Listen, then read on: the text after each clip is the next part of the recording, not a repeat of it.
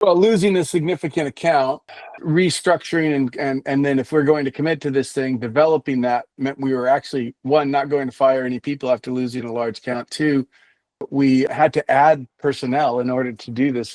As an entrepreneur, you do everything, and shortly you realize that's ineffective. So we had to make, while we were losing revenue, we didn't let anyone go, and then we actually added bodies, so it created a tough time.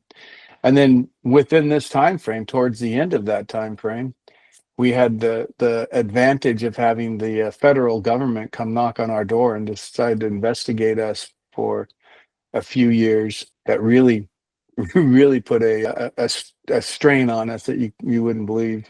That's incredible. So were you breaking even at that time, or you're losing money? Because like you cut a lot of revenue and then you're adding people and you didn't want to cut. So I'm assuming you're losing money. So no, we weren't actually, because we were doing well before. So we had the only partner we're still together. There's three of us. As I said, one of us has already gone on the permanent vacation. So the guy that is still here, but he's still a partner. He receives dividends, but no salary.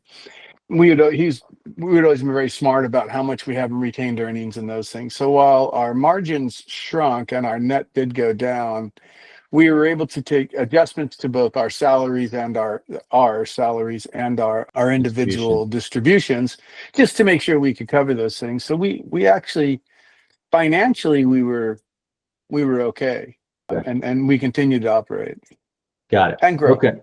And grow. And then did you hire any sales team? Did you build a sales team back then? So let me get the chronology correct here. Just before the loss of of getting rid of that account, we had started with salespeople in the past. Myself and the other partner that's no longer actively involved in the organization, we were the salespeople. We said, well, now we need a sales group. We need a sales group. And so we brought on some salespeople, and it was a fiasco for two reasons. One, our industry is relationship based. And two, we brought somebody on without having developed any type of a process.